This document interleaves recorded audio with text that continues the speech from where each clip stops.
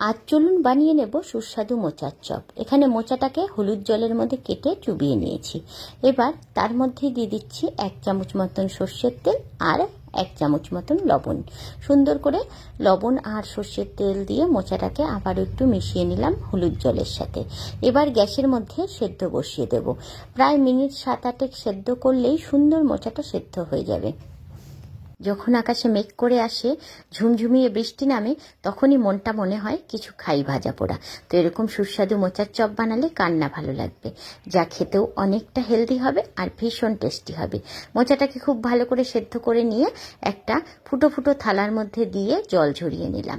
এখানে 4-5টা আলু নিয়ে নিয়েছি, সেটাকে প্রেসার কুকারে দিয়ে দিলাম। বেশ কিছুটা জল দিয়ে দিলাম, একটু লবণ দিয়ে দিলাম। এবার প্রেসার কুকারের ঢাকনা আটকিয়ে এটাকে 4টে সিটি দিয়ে সুন্দর আলুটাকে সেদ্ধ করে নেব। এখানে নিয়েছি 1/2 ইঞ্চি আদা, যেটা আমি মিক্সার গ্রাইন্ডারে জারে দিয়ে দিলাম। আর এখানে 5-6টা কাঁচা পাকা লঙ্কা নিয়ে নিয়েছি, একটা বড় সাইজের টমেটো নিয়ে নিয়েছি। এগুলো মিক্সার গ্রাইন্ডারে জারে দিয়ে পেস্ট করব। এর সাথেই দিয়ে দেব দারচিনির টুকরো, 2 টুকরো এলাচ, মানে 2-3টে ছোট এলাচ, আর বেশ কিছুটা গোলমরিচ। ব্যাস সব কিছু সুন্দর করে জল দিয়ে একটা মিহি সুন্দর পেস্ট তৈরি করে নেব। পেস্টটা রেডি হয়ে গেছে, এটাকে সাইডে রেখে দিলাম। ওই সেদ্ধ করে নেওয়া আলুগুলোকে চোচা ছাড়িয়ে নিয়েছি। এবার একটা ম্যাশার দিয়ে সুন্দর করে আলুগুলোকে গরম অবস্থায় সুন্দর করে ম্যাশ করে রাখবো, তাহলে আলুগুলো একদম সফট হয়ে যাবে।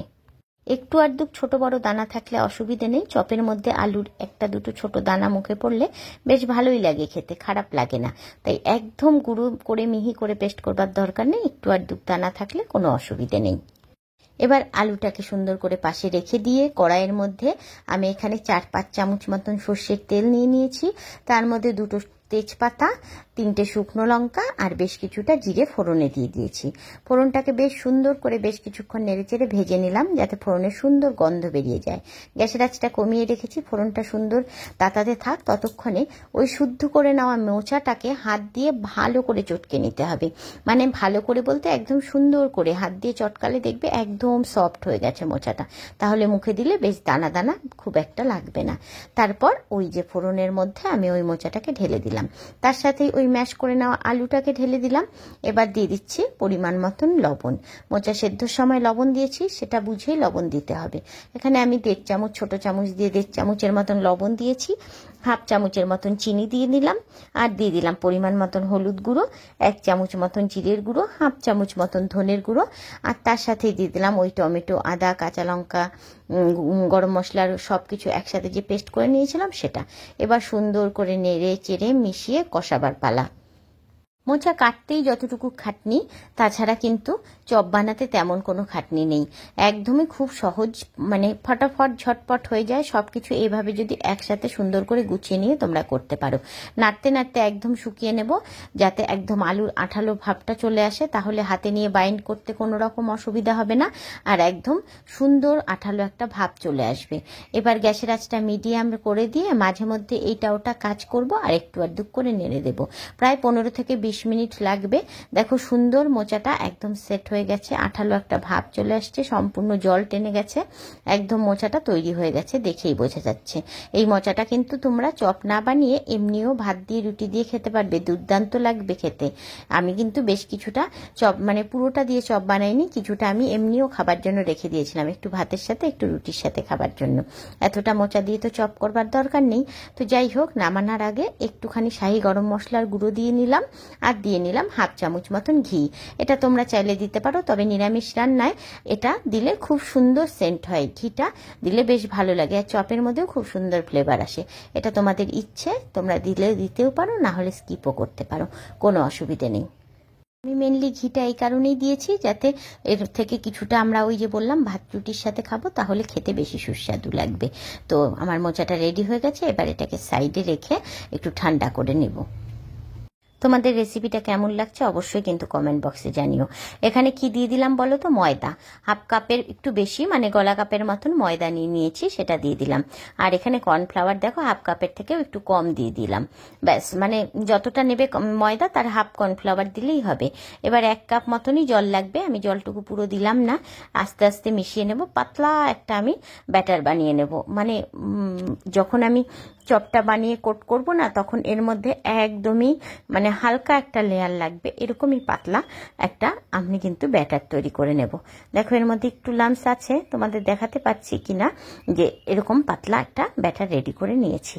এখানে দেখো ব্রেড ক্রামস আর বিস্কুটের গুঁড়ো আমি দুটোই নিয়েছি, দুটো দিলেই না বেশি টেস্টি হয়। তোমরা দেখো শুধু ব্রেড ক্রামস বা শুধু বিস্কুটের গুঁড়া দিয়ে না করে এভাবে তোমরা ব্রেড ক্রামস আর বিস্কুটের গুঁড়ো মিশিয়ে করো, মানে যতটা ব্রেড ক্রামস নেবে ততটাই বিস্কুটের গুঁড়ো নেবে, একসাথে নিয়ে তারপরে সুন্দর করে মিশিয়ে নিয়ে তার মধ্যে কোট করবার জন্য রেখে দেবে। এবার সুন্দর করে আমি সব কিছুকে মিশিয়ে নিলাম, মানে ব্রেড ক্রামস আর বিস্কুটের গুঁড়োটাকে চামচ দিয়ে সুন্দর করে মিশিয়ে প্লেটে রেখে দিলাম। এবার চলো চপগুলোকে বানিয়ে নিই। মোচাটা ততক্ষণে বেশ কিছুটা ঠান্ডা হয়ে এসছে। যে যেরকম খুশি শেপ দিতে পারো, কোনো অসুবিধে নেই। আমি এভাবে লম্বা লম্বা করেই চপের মতন শেপ দিচ্ছি।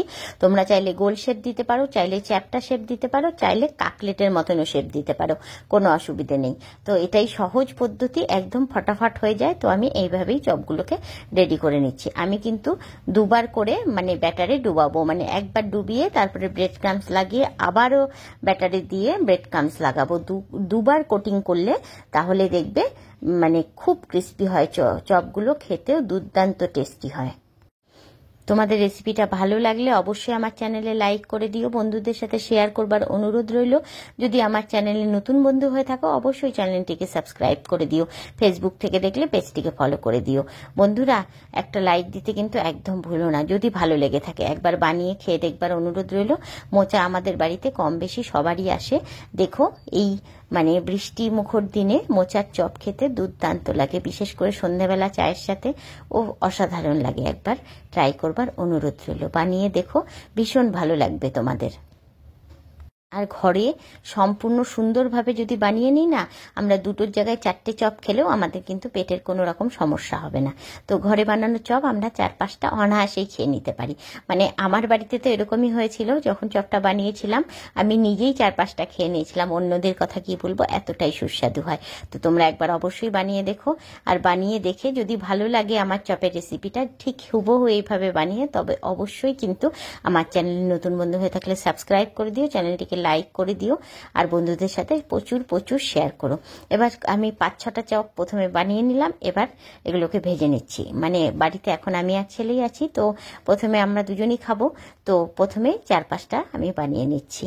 দেখো প্রথমে গ্যাসে তেল গরম করে দিয়ে না বেশ কিছুক্ষণ নাড়বে না, কিন্তু একটু চপটাকে দিয়ে 2-4 মিনিট থাকবে চপটা, তারপরে সাইড থেকে তেলগুলো তুলে তুলে এভাবে উপর দিয়ে দিয়ে দেবে। তারপরে চপটা মনে হবে যখন বেশ কিছুক্ষণ 4-5 মিনিট হয়ে গেছে, তখন তোমরা চপটাকে আস্তে করে উল্টে দিবে। তেলটাকে খুব গরম করে নিয়ে চপটাকে ছাড়বার সময় অবশ্যই গ্যাসের আঁচটা একদম কমিয়ে নিয়ে তারপর ছাড়বে, তারপর আবার গ্যাসের আঁচটা মিডিয়াম করে দেবে, ব্যাস তাহলেই হবে। একটু আস্তে আস্তে ভাজলে খুব সুন্দরভাবে চপটা ভাজা হয়ে যাবে। আমি এইভাবেই প্রথমে চপগুলোকে ভেজে নিচ্ছি। এটা এতটাই ক্রিস্পি হয়েছিল যে এর বলার অপেক্ষা রাখে না। তোমরা মানে আওয়াজ শুনলেই বুঝতে পারবে এটা কতটা ক্রিস্পি হয়েছে। তো বন্ধুরা একবার অবশ্যই বানিয়ে ট্রাই করো, ভীষণ ভালো লাগবে সবার খেতে, বাড়িতে বাচ্চা থেকে বয়স্ক সবার ভীষণ ভালো লাগবে। আশা রাখছি তোমাদের এই রেসিপিটা খুব ভালো লেগেছে। তো আজ এই অবধি, দেখা হবে আবার নেক্সট ভিডিওতে। টাটা বন্ধুরা, বাই বাই, ভালো থেকো, সুস্থ থেকো, আর এরকম সুন্দর সুন্দর রেসিপি বাড়িতে তৈরি করে খেও। আজ এই অবধি, দেখা হচ্ছে নেক্সট ভিডিওতে।